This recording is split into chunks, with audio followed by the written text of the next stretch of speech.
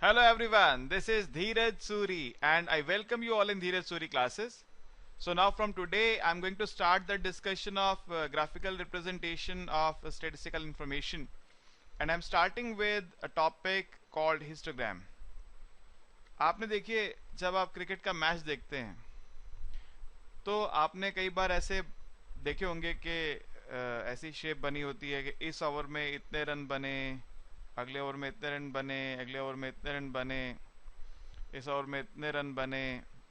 तो ये जो बार्स वो बनाते हैं, बेसिकली बार्स क्या है, ये हिस्टोग्राम है। ऑब्वियसली हिस्टोग्राम का एक ऐसा टॉपिक है जो बच्चे स्कूल लेवल से पढ़कर आते हैं, आपने कहीं ना कहीं हिस्टोग्राम पढ़े हैं। लेकिन जो मेथड आपने यूज किया था और जो मेथड अब हम यूज करने वाले हैं उसमें थोड़ा सा डिफरेंस है। ठीक है, आपने जो मेथड यूज किया होगा, मेरे को ऐसा लगता है, और अगर यही पढ़ा था आपने तो कोई दिक्कत नहीं है, लेकिन मुझे ऐसा लगता है जो मेथड आपने यूज किया था शायद वो थोड़ा रॉ था, और आज जो मैं आपको सिखाने जा रहा हूँ वो थोड़ा ज्यादा प्यूरिफाइड वर्जन है जो आप यहाँ पे इस क्लास में सीखने जा रहे हैं। हिस्टोग्राम की बात करते हैं। देखिए पहले बात करते हैं हिस्टोग्राम है क्या, डेफिनेशन क्या है हिस्टोग्राम की, फिर उसको कंस्ट्रक्ट करना सीखेंगे। लिख लीजिए please. A histogram is a display of statistical information। मैं लिख देता हूं। A histogram is a display of statistical information using rectangles। देख रहे हैं अभी जो बार्स बनती है रेक्टेंगल से, और इस रेक्टेंगल में क्या शो करते हैं, हम शो करते हैं relative frequency to represent the relative frequency of each observation. मैंने इसको बाहर अलग से लिखा है, आप तो ऑब्वियसली अपनी कंटिन्यूटी में लिखेंगे, मैंने लिखा है इसलिए क्योंकि मैं इस पर फोकस करना चाह रहा हूँ। मैंने अभी भी एक लाइन बोली कि आप हिस्टोग्राम स्कूल से पढ़कर आते हैं, लेकिन यहाँ हम जो मेथड आपको सिखाने जा रहे हैं थोड़ा सा डिफरेंट है, थोड़ा सा ज़्यादा बेटर है। उसकी वजह यही है, रिलेटिव फ्रीक्वेंसी। अब रिलेटिव फ्रीक्वेंसी क्या चीज़ है ये समझते हैं, हिस्टोग्राम बनाना सीखेंगे। देखिए हिस्टोग्राम क्या है, हम जब स्टैटिस्टिकल इंफॉर्मेशन को जो कि फ्रीक्वेंसीज हैं बेसिकली उनको रेक्टेंगल्स की फॉर्म में शो करते हैं, वो हिस्टोग्राम है। अब हम यहां पर शो करने जा रहे हैं रिलेटिव फ्रीक्वेंसीज को instead of representing the frequencies. उसकी वजह भी बताऊंगा आगे, आज की क्लास में वजह नहीं बताऊंगा, अगली क्लास में बताऊंगा। जब मैं अगली क्लास में टॉपिक पढ़ाऊंगा, आज की क्लास के एंड में इस बात को डिस्कस करूंगा कि फर्क क्या है, और उसका डिटेल डिस्कशन नेक्स्ट क्लास में हो पाएगा, क्योंकि अभी बहुत स्टार्टिंग लेवल पे, इसलिए इस फर्क को शायद आप समझ ना पाए कि जो मैं बोलना चाह रहा हूँ। इसलिए नेक्स्ट क्लास में इस बात को डिफरेंस करके बताऊंगा। अगर आप फ्रीक्वेंसी से बनाते तो क्या होता, रिलेटिव फ्रीक्वेंसी से क्या एडवांटेज है, या क्यों कर रहे हैं ऐसा। तो इसे थोड़ा सा वेट करना पड़ेगा नेक्स्ट क्लास तक का इस डिफरेंस को समझने के लिए। आज हम प्रोसेस सीखेंगे बनाते कैसे हैं हिस्टोग्राम। उससे पहले हमें समझना है दूसरी बात, वो है फ्रीक्वेंसी। फ्रीक्वेंसी फ्रीक्वेंसी मतलब क्या है, number of times an observation is repeated in the data set. एक ऑब्जर्वेशन डेटा सेट में जितनी बार रिपीट होती है वो उसकी क्या है, फ्रीक्वेंसी। फ्रीक्वेंसी लिख लीजिए, frequency is the number of times an observation is repeated in the data set. जितनी बार एक ऑब्जर्वेशन डेटा सेट में रिपीट हुई है वो क्या है, उसकी फ्रीक्वेंसी है। फिर आती है, जैसे एक एग्जांपल देख लेते हैं। जैसे आपको मैंने बोला अपनी क्लास में जितने बच्चे उनकी एज आप पता लगाइए। आपकी क्लास में मान लीजिए 10 ही बच्चे हैं, ज्यादा बड़ा डेटा सेट नहीं लेते, 10 बच्चे। एक की एज है 17, 18, 19, 18, 17, 18, 18, 19, 1 2 3 4 5 6 7 8, 18, 17। ठीक है, ये 10 बच्चे हैं। अब आपने देखा कि आपके पास वैल्यूज क्या क्या आ रही है, एक बच्चा 17 का है, कोई 18 का है, कोई 19 का है। फ्रीक्वेंसी क्या है, 17 वाले कितने बच्चे हैं, 1 2 3, 17 3 बार रिपीट हो रहा है, तो 17 की फ्रीक्वेंसी क्या है, 3। फ्रीक्वेंसी को हम एफ आई से डिनोट करते हैं। वेरिएबल को कई तरह से डिनोट कर सकते हैं, एक्स आई ज्यादा पॉपुलर है, लेकिन कई और तरह से भी डिनोट किया जाता है, एम आई, यू आई, जे आई, बहुत सारे आप क्वेश्चन आप देखेंगे कई तरह से आपको मिलेगा। फिर 18 कितनी बार आ रहा है सर? 18 आ रहा है 1 2 3 4 टाइम्स आ रहा है 18, और 4 नहीं, एक रह गया, सॉरी एक रह गया, ये भी रह गया, 1 2 3 4 5 टाइम्स आ रहा है 18। वैसे हम टेली मार्क्स लगाते हैं, मगर वो मेरा टॉपिक नहीं है तो मैं उस पर नहीं जा रहा हूँ। और 19 एज के 2 बच्चे हैं, ठीक है। तो ये आपने पता लगा लिया क्या है फ्रीक्वेंसी, और ये जो आपने बनाया इसको बोलते हैं हम डिस्क्रीट फ्रीक्वेंसी डिस्ट्रीब्यूशन। क्या बोलते हैं? Discrete frequency distribution. क्योंकि ये जो वेरिएबल है इसकी जो वैल्यूज है वो डिस्क्रीट वैल्यूज हैं। 17 के बाद 18, 18 के बाद 19, किन्हीं दो वैल्यूज के बीच में इसमें इनफाइनाइट वैल्यूज नहीं है। अगर किसी एक इंटरवल में इनफाइनाइट वैल्यूज आ जाएं तो वो कंटीन्यूअस डिस्ट्रीब्यूशन होता है, वो आगे सीखेंगे, अभी आज ही क्लास में सीखेंगे उसको। तो आपने फ्रीक्वेंसीज निकालना सीख लिया, ये बात खैर मैं मानता हूं आप जरूर जानते हैं पहले से, मैंने कुछ नया नहीं सिखाया। जो नई बात है वो भी आगे सीखेंगे। Next is relative frequency. Relative frequency, देखिए यहां पे सम ऑफ ऑब्जर्वेशंस क्या है? Summation f y 10। तो यानी 17 एज वाले जो हैं वो 30% है, आप कह सकते हैं 3/10 इंटू 100 30% है। 18 एज वाले 50% है, 19 एज वाले 20% है। तो अगर इंटू 100 कर दिया, परसेंटेज नहीं करा, 3/10 ये रिलेटिव फ्रीक्वेंसी है 17 एज की। 5/10 ये रिलेटिव फ्रीक्वेंसी है 18 एज की। 2/10 रिलेटिव एज है 19 एज की। मैंने पहले परसेंटेज की बोला क्योंकि उससे आप ज्यादा पॉपुलरली बातों को समझते हैं, वो पहले से आप जानते हैं। तो आप पहले से जानते हैं कि अगर आपको पता लगाना है 17 एज वाले कितने परसेंट है, तो 3/10 इंटू 100 30%। तो अब मैं परसेंटेज में नहीं जा रहा, इंटू 100 छोड़ दो, तो खाली 3/10 पे रुक जाओ। वो क्या है? Relative frequency.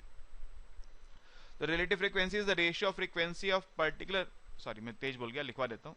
Relative frequency is the ratio of frequency of a particular observation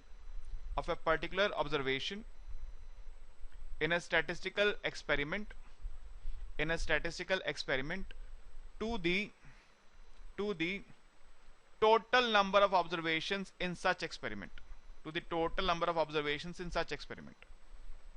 तो relative frequency क्या है? frequency of an observation divided by total number of observations। ऊपर जो लिखा उस फॉर्म में fi upon summation fi, each fi divide by sum of fi, it gives you relative frequency। जैसे मैंने यहाँ पे अभी फ्रीक्वेंसी निकाली, अगर मैं इसकी रिलेटिव फ्रीक्वेंसी निकालता हूँ, रिलेटिव फ्रीक्वेंसी तो वो होगी 3/10, 5/10, 2/10। हम हिस्टोग्राम जब बनाएंगे तो हम इन रिलेटिव फ्रीक्वेंसीज को ही प्लॉट करेंगे। आप कहेंगे सर मैं तो फ्रीक्वेंसी प्लॉट करता आया हूं, तो आप जानबूझ के एक कॉम्प्लिकेटेड मेथड क्यों सिखा रहे हो, ये बोल के कि मेरा मेथड ज्यादा बेटर है। आप एक कॉम्प्लिकेटेड मेथड सिखा रहे हो, मैं तो फ्रीक्वेंसी से पढ़ता आया हूं, वो ज्यादा आसान था। एक तो मुझे रिलेटिव फ्रीक्वेंसी निकालनी पड़ जाएगी और मैं मुश्किल में पड़ जाऊंगा। सर मैंने कहा हम दोनों मेथड्स को जो आप अब तक पहले से यूज करते आए हैं और आज जो सीख रहे हैं इसको डिफरेंशिएट करेंगे, लेकिन उसके पहले इस मेथड को टोटलिटी में सीखना जरूरी है। उसके बाद फिर आप समझ पाएंगे इसका एडवांटेज क्या है, वो जरूर बताऊंगा मैं आपको, ठीक है, निश्चिंत रहिए। और आप कन्विंस हो जाएंगे कि हाँ ये मेथड ज्यादा बेहतर है, राइट। ओके, अगर आप पहले से कुछ नहीं जानते हैं, खाली स्लेट है, तो कोई दिक्कत नहीं, फिर तो क्या समस्या है। समस्या तब होती है जब बच्चा पहले से पढ़ के आता है, और ज्यादातर केसेस में बच्चा हिस्टोग्राम स्कूल से पढ़ कर आया होता है और वो सबसे पहले हाथ उठाता है, सर मैं तो स्कूल में फ्रीक्वेंसी से पढ़ कर आया था, रिलेटिव फ्रीक्वेंसी से क्यों पढ़ूं। इसलिए मैं आपको भी यही बोल रहा हूँ, थोड़ा सा इंतजार कीजिए, मेथड सीख लेते हैं पहले, फिर मैं आपको डिफरेंस भी समझाऊंगा और आप समझ जाएंगे कि ये मेथड बेटर क्यों है। समझ गए जी बात को।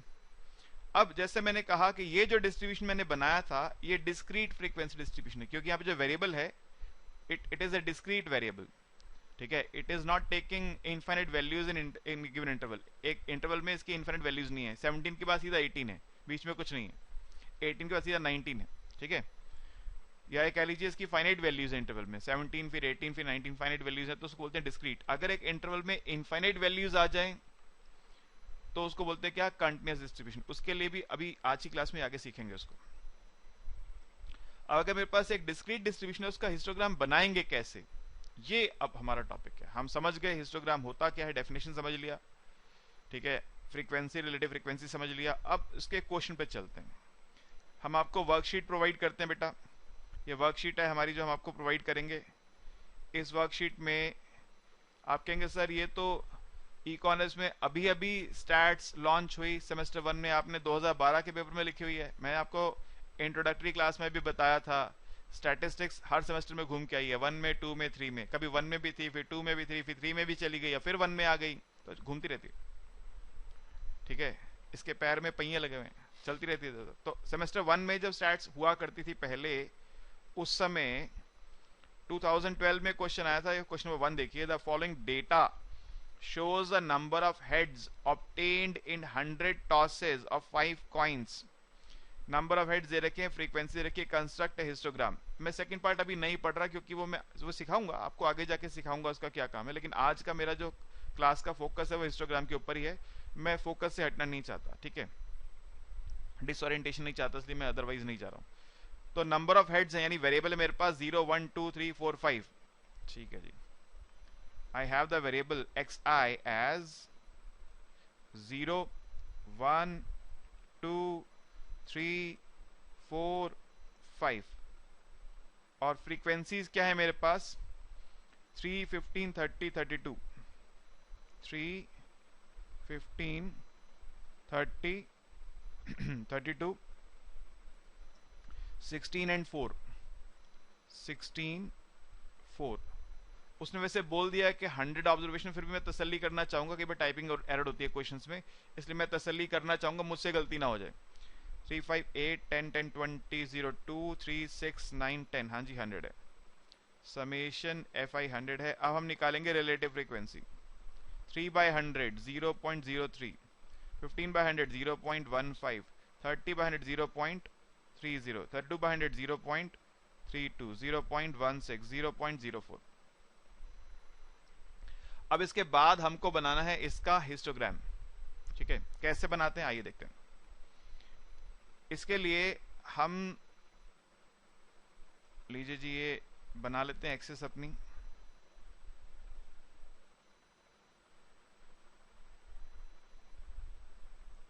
एक्सेस बना लिया, यहां पे मैंने वेरिएबल ले लिया xi और यहां ले रहा हूं रिलेटिव फ्रीक्वेंसी rfi। फ्रीक्वेंसी नहीं, रिलेटिव फ्रीक्वेंसी। यही डिस्प्यूट की वजह भी है, कुछ बच्चों को लग रहा होगा सर मैं फ्रीक्वेंसी से ज़रा आसानी से बना सकता हूँ, ज़रा जल्दी बना सकता हूँ, तो सर वेट कीजिए, आपको सिखाएंगे ज़रूर, सिखाए बिना नहीं भेजेंगे। और मेरे पास वैल्यूज़ हैं 0 1 2 3 4 5। बुक 0 को कई बार इधर भी प्लॉट कर लेती है, हम 0 यहीं पे लेके चलते हैं, कोई दिक्कत नहीं है। हम यहाँ पर इसको एक्सटेंड कर लेते हैं नेगेटिव साइड में भी। हम क्या करते हैं, इसको नेगेटिव साइड में भी ले जाते हैं। तो ये 0 है और मुझे इक्वल इंटरवल्स पे वैल्यूज चाहिए। अरे भाई रुक जा, हाँ यहाँ हो गया। मुझे वैल्यूज चाहिए इक्वल इंटरवल्स पे, तो मैं क्या करता हूं देखिए,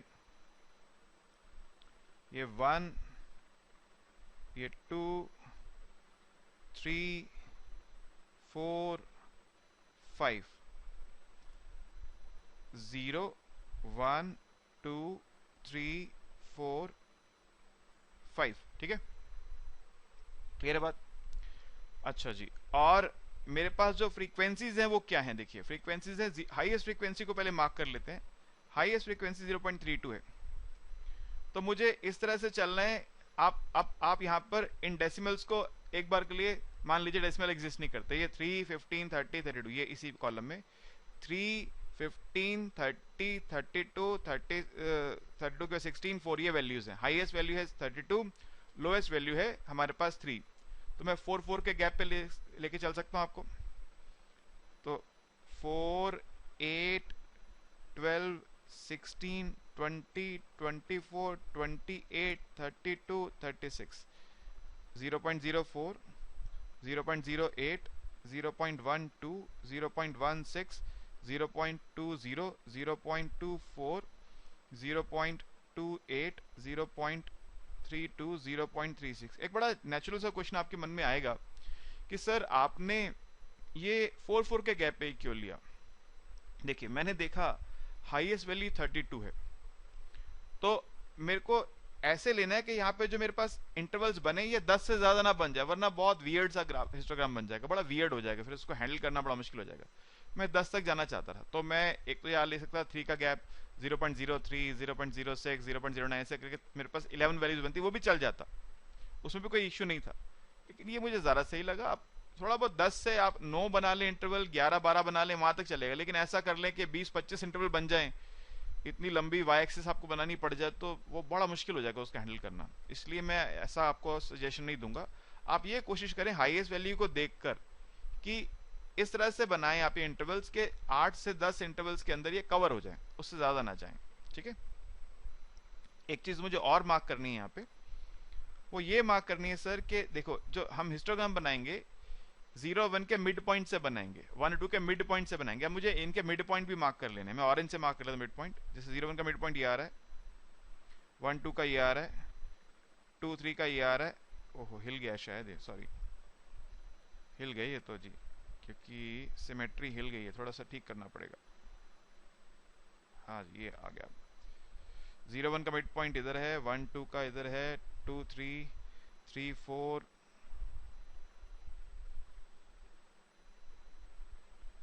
सिमेट्री में तो अभी भी नहीं आ रहा है, चलिए चल जाएगा थोड़ा सा। तो 3 4 और ये 4 5 और 5 6 का भी करना है मेरे को, और 0 के इधर भी करना है।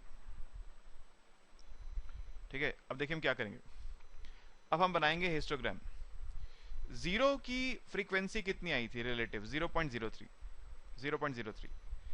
तो अब हम वर्टिकल बार्स बनाएंगे, वर्टिकल बार्स बनाएंगे। कहां से बनाएंगे सर, वर्टिकल बार्स बनाएंगे 0 और 1 के मिड पॉइंट से, 0 1 के मिड पॉइंट से। ठीक है, 0 1 के मिड पॉइंट से बनाएंगे 0.03 तक।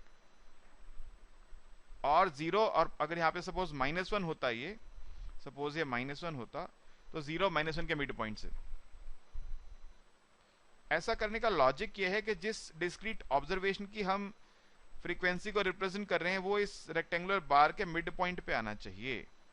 तो इनको हम ज्वाइन करेंगे तो ये बन गई क्या, एक बार बन गई किसकी, जो कि 0 की फ्रीक्वेंसी को रिप्रेजेंट करती है। ठीक है, क्या रिप्रेजेंट करती है, 0 की रिलेटिव फ्रीक्वेंसी को। ये मन में सवाल बार बार आपको आ रहा होगा, सर ये मुश्किल रास्ता है, ये मुश्किल रास्ता है। मन कर रहा होगा कि नहीं नहीं मैं अपने वापस उसी रास्ते पे चलता हूँ, मैं उसी से करूंगा, लेकिन आपको 0 नंबर मिल जाएंगे उससे करने पर। पहली बात तो मैं बता देता हूँ, पहला तो देखो एक एक जो सबसे बड़ा जो इशू है वो यही कि अगर आपने फ्रीक्वेंसी से करा तो आपको 0 नंबर मिलेंगे, 0। और ये मेथड बेटर क्यों है वो अभी आप सीखोगे। सर थोड़ा रुको ना, थोड़ा रुको। ये कुछ बच्चों, मैं इसलिए बार बार बोल रहा हूँ कि जब मैं क्लास में पढ़ाता था तो बार बार बच्चे टोकते रहे, सर नहीं नहीं बहुत मुश्किल है, कुछ शोर मचाते रहे, अरे सर छोड़ो ना, रहने दो, वही मेथड बढ़िया था। इसलिए बोल रहा हूँ कि इसको सीखो, और मैं सिखाऊंगा, इस बात को बताऊंगा जरूर के एडवांटेजेस क्यों है। वेट करो।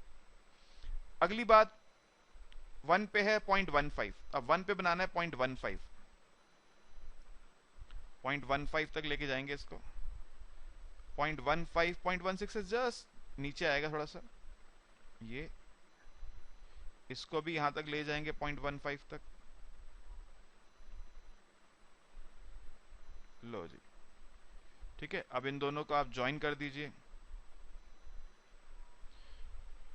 राइट, क्लियर है। उसके बाद देखो 1 इस बार के कहां पे आ रहा है, मिड पॉइंट पे, इसलिए मैंने 1 2 का मिड पॉइंट पहले मार्क कर लिया था अपने पास। फिर 2 आ रहा है 0.30 पर, तो 2 और 3 के मिड पॉइंट से बार बनाएंगे 0.30 तक। 0.30 जो है सर वो 0.28 और 0.32 के एकदम मिड पॉइंट पे, यहाँ पे है ये,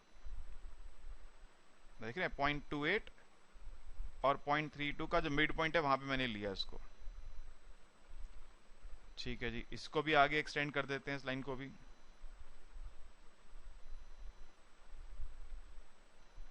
पॉइंट इसको एक्सटेंड कर दिया और इन दोनों को आप ज्वाइन कर दीजिए, ये बन गया बार हिस्टोग्राम का। इसके बाद 3 की फ्रीक्वेंसी है 0.32, तो 0.32 आपको पता है वो तो वहीं तक लेके जाना है, 0.32 तक ही, वो तो मार्क्ड है हमारे पास। इसको एक्सटेंड कर दिया, यहाँ तक बनाया, इसको भी एक्सटेंड में हाथ से कर देता हूँ, आप स्केल से करेंगे और ये ज्वाइन कर दिया, ठीक है। इससे अगली फ्रीक्वेंसी है 0.16। अब इस लेफ्ट साइड को जरूरत नहीं है, राइट साइड को करने की जरूरत है सिर्फ। 0.16 सर यहाँ तक आएगा। 0.16 पे हमने एक लाइन बना दी और इसको यहाँ से कर देंगे अब हम ज्वाइन। और नेक्स्ट है हमारे पास 0.04, वो भी इजी है। 0.04 तो यहीं तक ही आएगा। मैं हाथ से बना रहा हूँ, आप कोशिश कीजिएगा स्केल से बनाएं, क्योंकि थोड़ी सी डायग्राम में अगर डायग्राम नीट एंड क्लीन बनेगा तो ज़्यादा अच्छा लगेगा। तो ये बन गए हमारे पास क्या, हिस्टोग्राम। इससे हमें क्या पता चलता है? इससे पता चलता है कि जो 3 है उसकी फ्रीक्वेंसी सबसे ज़्यादा है। 3 से पहले डिस्ट्रीब्यूशन जो है वो इंक्रीजिंग है, 3 के बाद डिस्ट्रीब्यूशन जो है वो डिक्रीजिंग है, 3 पे पीक बन रही है। इन बातों को भी इलेबोरेट करेंगे आगे चल के। सिंपल है, इसमें तो कोई इशू नहीं था, बहुत बेसिक सी बात थी, ठीक है। अब इसके बाद हम बनाएंगे histogram for a continuous distribution. Continuous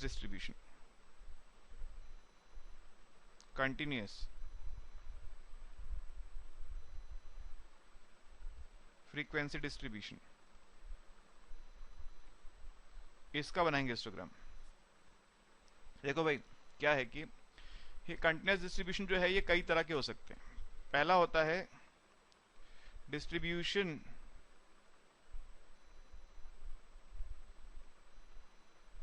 with equal width.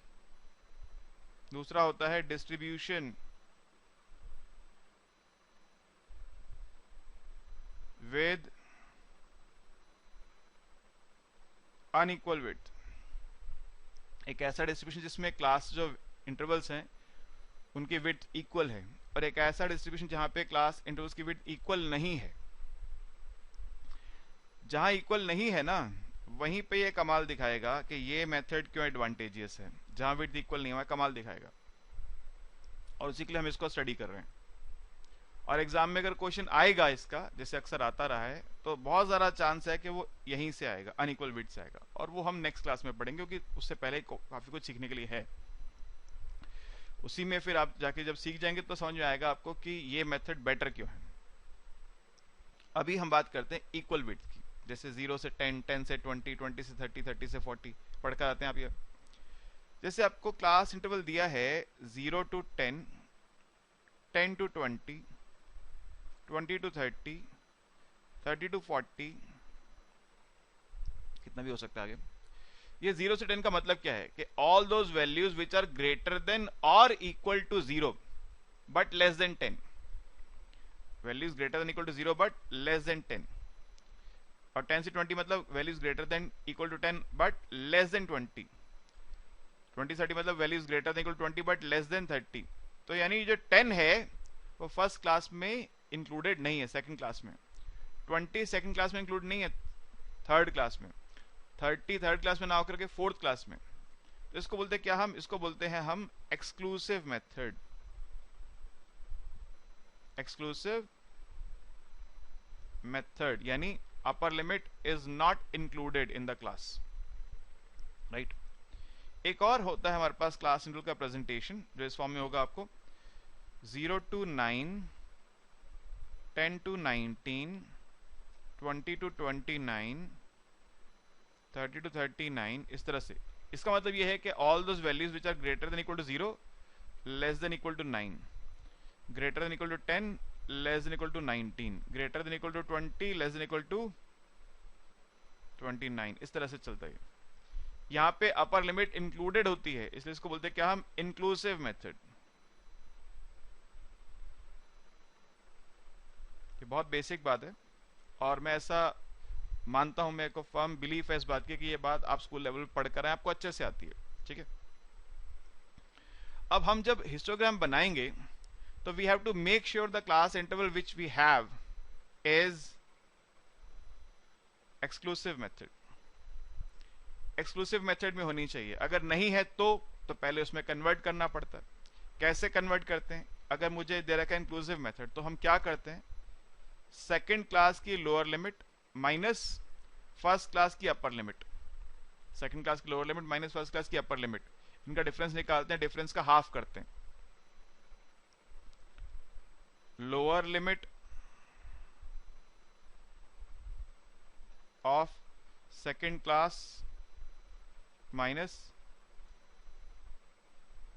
Upper limit of first class, या कोई भी एक क्लास, आप दो क्लास कंसेक्यूटिव ले सकते हैं।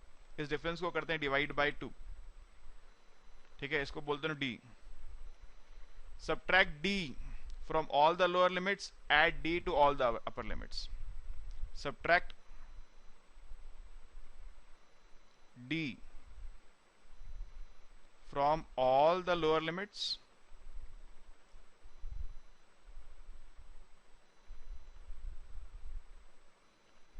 add d to all the upper limits. ऐसा करने से जो क्लास इंटरवल है ये इंक्लूसिव से एक्सक्लूसिव में कन्वर्ट हो जाएगा। जैसे देखिए इसी में था, हमने इसका डिफरेंस देखेंगे 10 और 9 का डिफरेंस 1 आता है, 1 का हाफ होता है 0.5। आप कहेंगे सर हमेशा ही 1 होता है, मैं कहूँगा नहीं, वो स्कूल लेवल पे होता था, अब कुछ भी हो सकता है डिफरेंस, ठीक है। तो जो डिफरेंस आएगा उसका हाफ करके वो आपको कंसिडर करना है, उसका डिफरेंस का हाफ, वो लोअर से माइनस अपर से प्लस।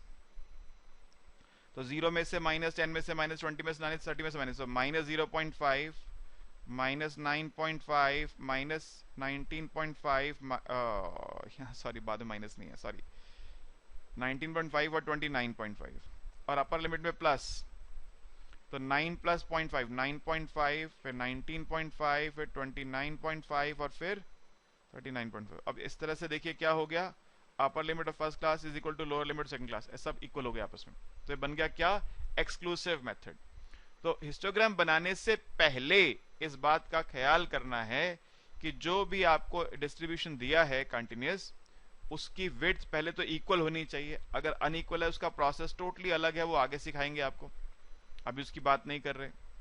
विड्थ इक्वल होनी चाहिए और वो एक्सक्लूसिव मेथड होना चाहिए। इंक्लूसिव हुआ तो उसको पहले एक्सक्लूसिव में कन्वर्ट करना पड़ेगा, ठीक है, क्लियर होगी बात। अब हिस्टोग्राम बनाने का प्रोसेस वही है जो अभी आपने सीखा। देखते हैं कि क्वेश्चन हमारे पास यहाँ पे अगर है तो, हिस्टोग्राम, फ्रीक्वेंसी, पॉलीगन, ये सब दे रखा है, यूनी मॉडल, बायो मॉडल, चलिए यही करते हैं। फोर्थ क्वेश्चन करते हैं, इसमें यूनी मॉडल, बायो मॉडल का भी जिक्र है, इसका भी, इसकी बात भी मैं करूंगा आपके साथ, इसी क्वेश्चन के थ्रू ही कर दूंगा, ठीक है, समझा भी दूंगा। फ्रीक्वेंसी पॉलीगन भी है, फ्रीक्वेंसी कर्व भी है, बढ़िया क्वेश्चन है फोर्थ, बहुत बढ़िया क्वेश्चन, अच्छा लगा मेरे को क्वेश्चन, भाई साहब शुक्रिया आप आए हमारे सामने। फोर्थ क्वेश्चन से बहुत सारी बातें मैं आपको सिखाना चाहता हूँ, सिखा देता हूँ। देखिए पहली बात तो देखिए, क्लास इंटरवल 20 30 30 40 40 50 50 60 60 70 70 80 80 90, क्लास इंटरवल जो है वो इक्वल विड्थ की है, और हमारे पास ये एक्सक्लूसिव मेथड की है, तो कोई चिंता वाली बात नहीं है। इंक्लूसिव होता तो कन्वर्ट करना सिखा दिया मैंने आपको। 20 30 से लेकर 80 90 तक है, मैं नोट डाउन कर लेता हूँ अपने पास। क्लास इंटरवल है सर 20 to 30 से लेकर 30 40 40 50 50 60 60 70 70 80 80 90, और फ्रीक्वेंसीज क्या है हमारे पास, फ्रीक्वेंसीज हैं 6 11 15 25, 6 11 15 25, आगे शायद 10 था, हाँ जी 10 6 2 10 6 2, ये आ रहा है 7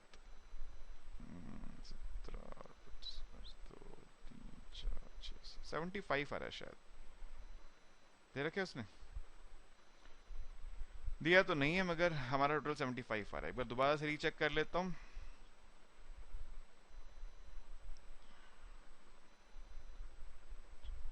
हाँ जी 75 आ रहा है, समेशन एफ आई आ रहा है 75।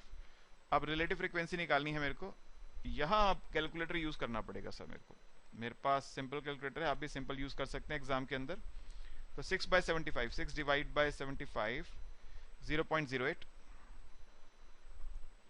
11 डिवाइड बाय 75 यार 0.73333, ऐसा अगर आ जाएगा तो डेसिमल के बाद में 4 डिजिट तक इसको राउंड ऑफ करूंगा, 4 डिजिट, ठीक है, 7333, तो 0800 हो गया फिर ये भी, ठीक है जी, क्लियर है। अगर हमारा डेसिमल रिप्रेजेंटेशन बड़ा आ रहा है तो ऐसे तो नहीं हम इनफाइनाइट तक लेते जाएंगे, हम 4th डिजिट पे राउंड ऑफ करेंगे उसको। फिर आ रहा है सर 15 डिवाइड बाय 75, ये आ रहा है 0.2 0.2000, फिर 25 डिवाइड बाय 75, ये आ रहा है 0.3333, फिर आ रहा है 10 डिवाइड बाय 75, ये आ रहा है 0.1333। फिर आ रहा है 6, ये तो पहले भी था 0.0800, और फिर 2/75, ये आ रहा है 0.026666, तो 0.0267। ठीक है, क्लियर होगी बात? ओके, अब इसका हिस्टोग्राम कैसे बनाएंगे वो देखते हैं। पहले हम वही अपना जो सिचुएशन है उसको ले लेते हैं यहाँ पे।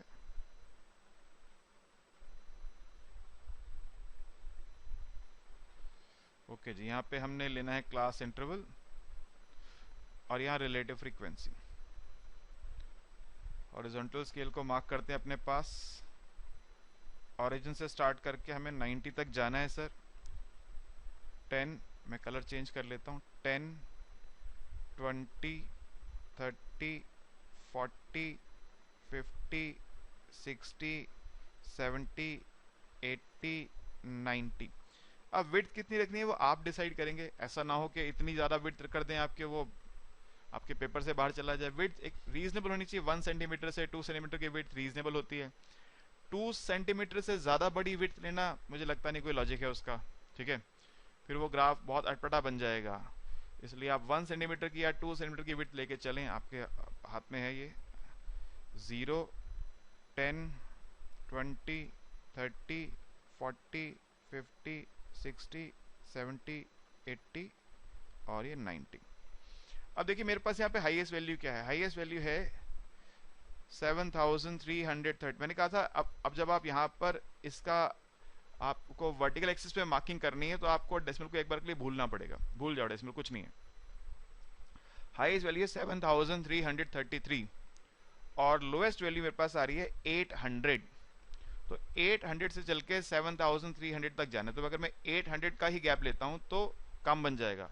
800 इंटू 10 जो है 8000 होता है, काम बन जाएगा 800 के गैप पे। तो 800, 1600, 24, 32, 40, 48, 56, 64, 72 और ये 8000। ठीक है, तो ये आ जाएगा 0.0800। इसका डबल 0.1600, 0.2400, 0.3200, 0.4000, 0.4800, 0.5600, 0.6400, 0.7200, 0.8000। ठीक है, ऐसा करने से क्या होगा कि जो ग्राफ आपका बनेगा वो बड़ा रीजनेबल बनेगा। आपको उसको मतलब मार्क करना, उसको समझना बड़ा आसान हो जाएगा। ठीक है, अगर आप बहुत लंबी जंबी आप ले जाएंगे फ्रीक्वेंसी डिस्ट्रीब्यूशन तो उसको मैनेज करना बड़ा मुश्किल होगा फिर। इसलिए कोशिश यही कीजिए इसके अंदर सिमट जाए मामला। तो पहली क्लास है 20 से 30, उसमें 0.08। तो ये बहुत आसान है जी। 20 से 30 में 0.08 यही आ रहा है मेरा। तो फिर 30 से 40 में 0.73 वर्टिकल ले लेते हैं इसको। 0.73, 0.72 से कुछ ऊपर जाएगा। यहां भी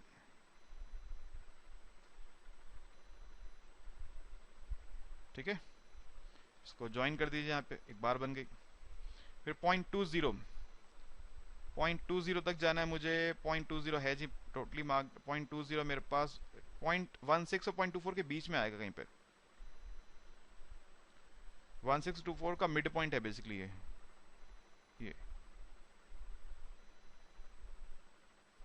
फिर है 0.3333। तो 3200 से कुछ ऊपर जाएगा जी,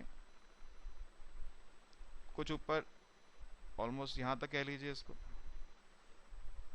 इसको भी ड्रॉ करना पड़ेगा मुझे। इसको ज्वाइन कर दीजिए यहाँ पे। फिर 0.1333 0.1333 जो आ रहा है आपका 0.13, अच्छा 0.026 में लोएस्ट मैं देखना भूल गया, लेकिन फिर भी बनता तब भी यही 0.1333। तो 16 से कुछ नीचे तक जाएगा जी। 16 से कुछ नीचे जाएगा। 1333 हाँ यहाँ कहीं रहेगा। वो जजमेंट की बात है कितना आपको देखना है यहाँ पे। फिर 0.80 ये तो अभी हमने मार्किंग वहीं से शुरू करी है। और लास्ट में है 0.02, तो 0.8 का भी लगभग 25%, उससे थोड़ा ज्यादा यहां कहीं आएगा ये। So this is the histogram of the given distribution. Clear होगी बात? अब ये क्वेश्चन हिस्टोग्राम के अलावा भी कुछ चीजें आपसे पूछ रहा है। ये क्वेश्चन आपसे कह रहा है कि आप फ्रीक्वेंसी पॉलीगन बनाइए, ये क्वेश्चन आपसे कह रहा है कि फ्रीक्वेंसी कर्व बनाइए, ये क्वेश्चन आपसे कह रहा है कि ये डिस्ट्रीब्यूशन यूनी मॉडल है या बाय मॉडल है या क्या है, ये बताइए। इन सब बातों का डिस्कशन भी मैं यहीं पे आपके साथ करता हूं। देखिए, सबसे पहले बात करते हैं हम लोग फ्रीक्वेंसी कर्व की या फ्रीक्वेंसी पॉलीगन की। फ्रीक्वेंसी पॉलीगन, ये फ्रीक्वेंसी पॉलीगन क्या होता है? पॉलीगन आप जानते हैं, एक ऐसी मैथमेटिकल कर्व है जिसकी बहुत सारी साइड्स होती हैं, ठीक है। जैसे ट्राइंगल की 3 साइड्स हैं, क्वाड्रिलेटरल की 4 साइड्स हैं, पेंटागन की 5 हैं, हेक्सागन की 6 हैं, हेप्टागन की 7 हैं, ऑक्टागन की 8 है, नोनागन की 9 है, डेकागन की 10 है। इन सबको कंबाइंडली बोल देते क्या? पॉलीगन। जिसमें 2 से ज्यादा उसको पॉली मींस मैनी। तो फ्रीक्वेंसी पॉलीगन क्या है? एक ऐसी कर्व जो डिफरेंट ऑब्जर्वेशंस की फ्रीक्वेंसी को रिप्रेजेंट करे। ऐसा पॉलीगन जो ऑब्जर्वेशंस की फ्रीक्वेंसी को रिप्रेजेंट करता है उसको बोलते हैं क्या? Frequency polygon. वो ऑब्जर्वेशन भी हो सकती है, वो क्लास भी हो सकती है। अगर डिस्क्रीट में बनाएंगे तो ऑब्जर्वेशन की बताएगा, और अगर कंटिन्यूस में बताएंगे तो क्लास की बताएगा, ठीक है। डेफिनेशन लिखिए। A frequency polygon is a line graph. A frequency polygon is a line graph of frequency of each observation, bracket में लिख लीजिए, और क्लास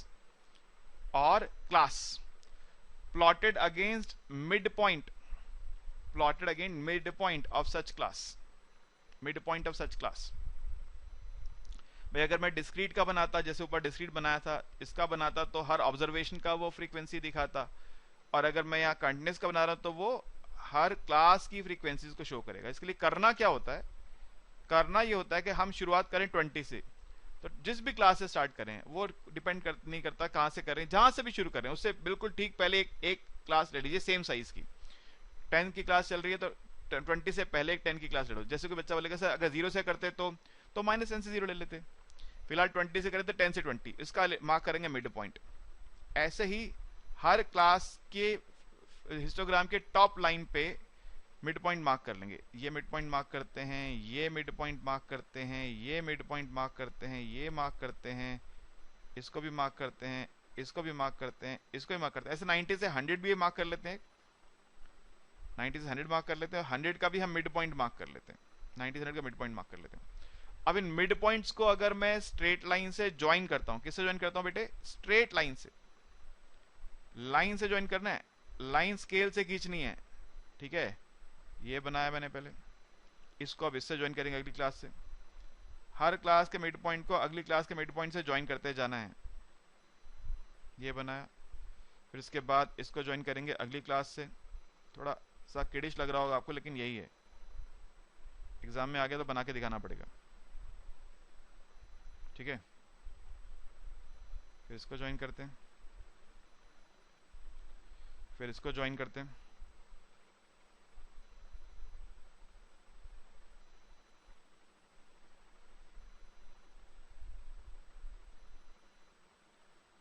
स्क्रीन पे ही दिक्कत होती है कि बस स्केल जो है ना सेट नहीं हो पाता।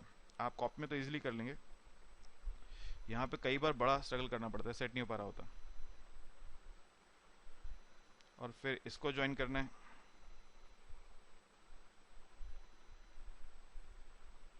और फाइनली इसको ज्वाइन करना है,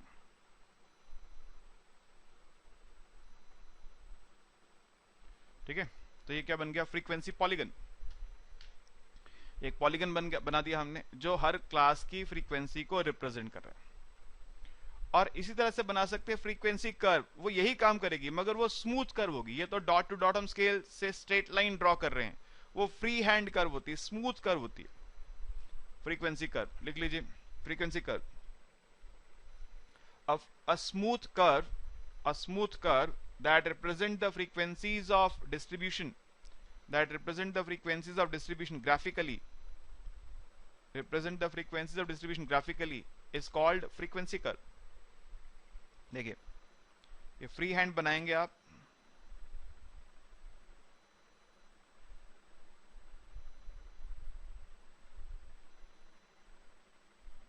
ठीक है, फ्री हैंड। ऑब्वियसली जिसकी ड्राइंग बहुत अच्छी होगी उसकी एक कर्व बहुत ही खूबसूरत बनेगी, जिसकी ड्राइंग मेरे जैसी होगी उसकी थोड़ी सी वियर्ड बनेगी। अब यहाँ ड्राइंग चेक नहीं हो रही, बस ये चेक हो रहा है कि आप रफली सही बना पा रहे हैं या नहीं बना पा रहे। अभी जो फ्रीक्वेंसी पॉलीगन बना दिया, फ्रीक्वेंसी कर्व बना दी, इससे पता क्या लगा सकते हैं? इससे बहुत कुछ पता लगा सकते हैं, बहुत कुछ पता लगा सकते हैं। कैसे, आइए देखते हैं। पहली तो हम बात पता लगा सकते हैं इसका डिस्ट्रीब्यूशन का मॉड कैसा है।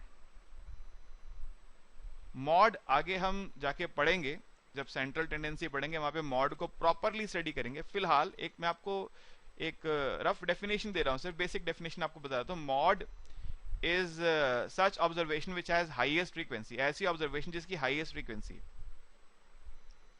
देखिए आप अगर जूते खरीदने जाएं दुकानदार के पास तो बहुत ज्यादा चांस है कि आपको 7 नंबर, 8 नंबर, 9 नंबर के जूते मिल जाएंगे।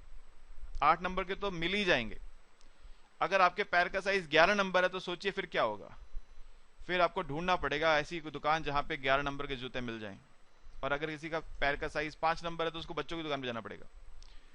तो मॉड वो वैल्यू है जिसकी फ्रीक्वेंसी ज्यादा है। ज्यादातर कस्टमर जो दुकानदार के पास आते हैं उनका पैर का साइज 8 नंबर, 9 नंबर होता है, तो मॉडल वैल्यू है ये, ठीक है। तो mod is a value which has highest frequency. एक डिस्ट्रीब्यूशन का मॉड सिंगल भी हो सकता है, एक से ज्यादा भी हो सकते हैं। तो यूनी मॉडल क्या है? Unimodal, if a distribution has single mod then we call it unimodal। और अगर आपने जो फ्रीक्वेंसी कर्व बनाई अगर वो ऐसी बन रही है, सिंगल मॉड बन रही है, सिंगल पीक, फ्रीक्वेंसी कर्व है single peak, that means distribution is unimodal, it has single mode. एक होता है bimodal. Bimodal, if frequency curve has 2 peaks then distribution is bimodal, that means it has 2 mods। if frequency curve has 2 peaks then distribution is bimodal, that means the distribution has 2 mods। इस बात का importance नहीं है कि दोनों mod same, दोनों peak same height क्यों नहीं चाहिए, एक बड़ी एक छोटी भी हो सकती है, एक बहुत बड़ी एक बहुत छोटी हो सकती है, पीक्स होनी चाहिए दो, ठीक है। तो हमारा जो क्वेश्चन हमने बनाया इसमें देखिए 2 पीक्स बन रही हैं, इसमें 2 पीक्स बन रही है, एक पीक यहां आ रही है और एक पीक यहां आ रही है। तो क्या लिखेंगे? Since frequency curve has 2 peaks so distribution is by model. ऐसा भी हो सकता है मल्टी मॉडल, 2 से भी ज्यादा बन रही है peaks. A frequency curve has many peaks then it is multi model, we call it multi model distribution, ठीक है। एक चीज और हम पता लगाते हैं इस फ्रीक्वेंसी कर्व से, उसको बोलते हैं क्या? Skewness. Skewness is a measure of asymmetry in the distribution। Skewness is a measure of asymmetry in the distribution। आपके पास एक किताब है, किताब को बंद कर देते हैं तो हर पेज दूसरे बाकी सब पेजेस को ओवरलैप कर लेता है, ठीक है ना। देखिए मेरा ये हाथ है और ये दूसरा हाथ जो है अगर मैं इसके पीछे रखता हूं तो दोनों हाथ ने एक दूसरे को क्या कर लिया? कंप्लीटली ओवरलैप, सिमेट्रिक है, ठीक है। तो हैंड्स क्या है? एक दूसरे के सिमेट्रिक है। और ये जो लाइन है, this line is called the axis of symmetry. So a distribution is symmetric if its left hand portion is the mirror image of right hand portion। वहां पे skewness 0 है। A distribution is symmetric, skewness is a measure of asymmetry, symmetric का उल्टा, opposite। मैं बोल रहा हूं distribution is symmetric if its left hand portion is mirror image of right hand portion। जैसे कि ये सिमेट्रिक है और यहां पे क्या है? स्क्यूनेस है 0। ऐसे डिस्ट्रीब्यूशन में मीन, मीडियन और मॉड तीनों इक्वल होते हैं। Here we have mean is equal to median is equal to mode. इसको कर्व से एग्जैक्टली जज कर पाना थोड़ा मुश्किल रहता है, काफी मुश्किल रहता है जज कर पाना, लेकिन ऑब्जर्वेशन की बात है ये भाई। आपको लग रहा है कि भाई ये जितनी वैल्यूज लेफ्ट साइड पे हैं उतनी राइट साइड पे है, तो आप कहेंगे सिमेट्रिक है। दूसरा है positively skewed. positively skewed if the peak lies on the left portion and right tail is stretched out. जो peak है वो लेफ्ट साइड लाई करती है, राइट टेल स्ट्रेच्ड आउट है, तो पॉजिटिव स्क्यूड है, यानी स्क्यूनेस पॉजिटिव है। ऐसे में क्या स्क्यूनेस इज पॉजिटिव। इसके मेजर्स होते हैं, ठीक है, वो कभी कोर्स में ऐड होते हैं, कभी कोर्स में ऐड नहीं होते। आपके कोर्स में होंगे तो आप पढ़ेंगे, नहीं होंगे तो नहीं पढ़ेंगे। अभी 2022 के सिलेबस में नहीं है, फ्यूचर में जाके कभी ऐड हो जाएंगे तो पढ़ा देंगे आपको। अभी 2022 के सिलेबस में तो नहीं है, ठीक है, इसलिए आपको अभी तो नहीं पढ़ने स्क्यूनेस के मेजर्स। मैं इकोनॉमिक्स ऑनर्स की बात करूँ, अलग कोर्सेज में हो सकते हैं, तो अगर कोई और बच्चा भी इस लेक्चर को देख रहा है तो डिपेंड करता है आपके कोर्स में स्क्यूनेस अगर है तो आप पढ़ेंगे स्क्यूनेस, और अगर नहीं है तो नहीं पढ़ेंगे। फिलहाल इको ऑनर्स में जिसके लिए मैं क्लास रिकॉर्ड कर रहा हूँ उनके कोर्स में स्क्यूनेस नहीं है, कंप्यूट करना नहीं है, मगर हाँ इस कमेंट करने को बोलता है। तो अगर जो पीक है वो लेफ्ट साइड में बन रही है, राइट स्ट्रेच आउट है तो पॉजिटिव स्क्यू डिस्ट्रीब्यूशन है। यहाँ पे mean is greater than median is greater than mod होगा, और इसी का उल्टा नेगेटिव स्क्यूनेस कब होगी, नेगेटिवली स्क्यूड, नेगेटिव स्क्यूनेस अगर जो पीक है वो राइट साइड पे है और लेफ्ट टेल स्ट्रेच्ड आउट है। ऐसे में mean less than median less than mod होगा, और स्क्यूनेस यहां पे होगी नेगेटिव। आपको सिर्फ कमेंट करने को बोलेगा, हिस्टोग्राम बनाना और कमेंट करना, इतनी बात ही बोलेगा आपको, उससे ज्यादा नहीं बोलेगा। तो आपको क्या करना है, हिस्टोग्राम बनाना। जैसे क्वेश्चन में उसने क्या कहा है आपसे, वो कह रहा है हिस्टोग्राम बनाइए, फ्रीक्वेंसी पॉलीगन बनाइए, फ्रीक्वेंसी कर्व बनाइए। ये क्वेश्चन मैंने खुद से लिखा हुआ है, इसलिए कि मैं एक टॉपिक सिखाना चाह रहा हूँ स्टूडेंट्स को कि भाई वो सीख जाएं कि अगर एग्जाम में क्वेश्चन आ जाए तो क्या करना है। वो पूछ रहा है कि यूनी मॉडल है, बाय मॉडल है, तो सब हमने आंसर कर दिया। फ्रीक्वेंसी पॉलीगन बना दिया, फ्रीक्वेंसी कर्व बना दी, और बता दिया कि ये बाय मॉडल है, और इसका ज्यादातर जो डेंसिटी है वो लेफ्ट साइड पे लाई करती है, राइट साइड पे कम है। तो ये आप कह सकते हैं it is positively skewed distribution. Highest peak जब लेफ्ट साइड पर है, ठीक है, मिड पॉइंट से लेफ्ट पर है, सेकंड क्लास में हाईएस्ट पीक आ रही है इसकी, तो इसलिए आप कह सकते हैं पॉजिटिवली स्क्यूड डिस्ट्रीब्यूशन है, सिमेट्रिक नहीं है। खैर स्क्यूनेस पूछी नहीं थी। आपको स्क्यूनेस कंप्यूट करने को नहीं बोलेगा, सिर्फ ऑब्जर्वेशन के बेसिस पे कमेंट करने को बोलेगा। वो बोल सकता है जरूर आपको कमेंट कीजिए स्क्यूनेस के ऊपर, तो आपको ऑब्जर्व करके कमेंट करना है, और ऑब्जर्वेशन कैसे करनी है जो मैंने आपको सिखाया यहाँ पर अभी अभी, ठीक है जी। इस बेसिस पे आपको कमेंट करना है। अगर लेफ्ट साइड पे पीक आ रही है तो पॉजिटिव स्क्यूनेस, और अगर राइट साइड पे पीक आ रही है तो नेगेटिव स्क्यूनेस, ठीक है। तो आज की क्लास में हम लोग सीख गए हिस्टोग्राम क्या होता है, हिस्टोग्राम कैसे बनाते हैं, डिस्क्रीट वेरिएबल का, कंटीन्यूअस वेरिएबल का अगर इक्वल विड्थ है तो। अब रह गया अगर अनइक्वल विड्थ है तो कैसे बनाते हैं, और कुछ छोटे से टॉपिक्स और हैं जिनको हम नेक्स्ट क्लास में करेंगे डिस्कस। और नेक्स्ट क्लास में इस बात को भी समझेंगे कि ये मेथड जो आज हमने सीखा ये आपके पुराने मेथड जो आप स्कूल से शायद सीखते आ रहे हैं, मैं शायद इसलिए बोल रहा हूँ, हो सकता है कुछ बच्चे यही सीख कर आए हों, मैं श्योर नहीं हूँ। मुझे क्लास में जो फीडबैक मिलता था कि बच्चे बोलते सर वो फ्रीक्वेंसी वाला सीख कर आते हैं, उस बेसिस पे बोल रहा हूँ। स्कूल के बच्चों को नहीं पढ़ाता, इसलिए मुझे आइडिया नहीं है कि आप स्कूल से क्या सीख कर रहे हैं। हाँ, लेकिन ये भी हम समझेंगे कि ये मेथड एडवांटेजियस क्यों है, राइट। तो होपफुली आप ये टॉपिक समझ गए हैं। फिर भी अगर आपके मन में कोई क्वेरी है तो नीचे देखिए मेरा व्हाट्सएप नंबर है, व्हाट्सएप कर सकते हैं। और जो हमारे सब्सक्राइब स्टूडेंट्स हैं वो जानते हैं, उनको डाउट सेशन मिलता है, डाउट सेशन में आके अपनी बात को डिस्कस कर सकते हैं, ठीक है। Okay, thank you.